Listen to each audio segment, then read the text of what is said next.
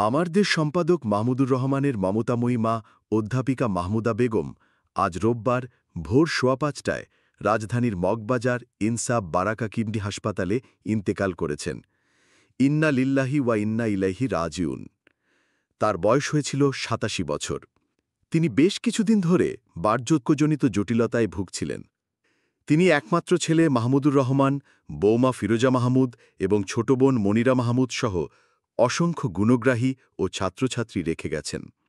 অধ্যাপিকা মাহমুদা বেগম দৈনিক আমার দেশ পাবলিকেশনসের ভাইস চেয়ারম্যান ছিলেন।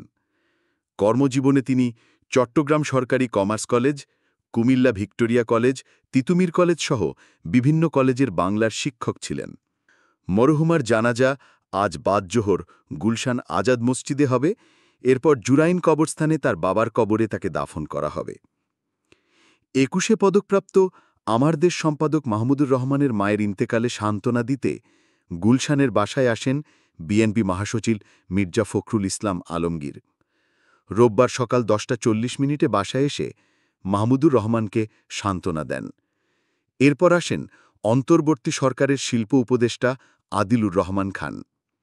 দৈনিক আমার দেশ সম্পাদক মাহমুদুর রহমানের সংগ্রামী মা অধ্যাপিকা মাহমুদা বেগমের ইন্তেকালে শোক প্রকাশ করেছেন জাতীয় বিপ্লবী পরিষদের আহ্বায়ক খুমেনি ইহসান। আজ এক শোকবার্তায় তিনি বলেন, অধ্যাপিকা মাহমুদা বেগমের মৃত্যু গভীর শোকাবহ। তিনি ছিলেন একজন মহান শিক্ষক, ন্যায়নিষ্ঠ আদর্শ মা ও ধর্মপ্রাণ সম্ভ্রান্ত মুসলিম নারী। তিনি অসংখ্য শিক্ষার্থীর মাঝে জ্ঞানের আলো বিলিয়ে গেছেন। খুমেনি ইহসান আরও বলেন, মরহুমা অধ্যাপিকা মাহমুদা বেগম বৃদ্ধ বয়সেও ন্যায় ও সত্যের পক্ষে থেকে প্রবল ক্ষমতাধর ফ্যাসিবাদী শক্তির জুলুমের প্রতিবাদ করার গৌরবময় ভূমিকা পালন করেছেন। তার একমাত্র ছেলে মাহমুদুর রহমানকে ক্ষমতাচ্যুত ফ্যাসিবাদী শাসক শেখ হাসিনা আক্রোশবশত হত্যাচেষ্টা, নিপীড়ন ও দীর্ঘ কারা নির্যাতনের মাধ্যমে স্তব্ধ করে দেওয়ার চেষ্টা করেছিল। তখন অধ্যাপিকা মাহমুদা বেগম সন্তানকে শুধু সাহসী যোগাননি, বরং বৃদ্ধ বয়সেও তিনিও প্রবল স্বৈরাচারের বিরুদ্ধে লড়াইয়ে অবতীর্ণ হয়েছিলেন।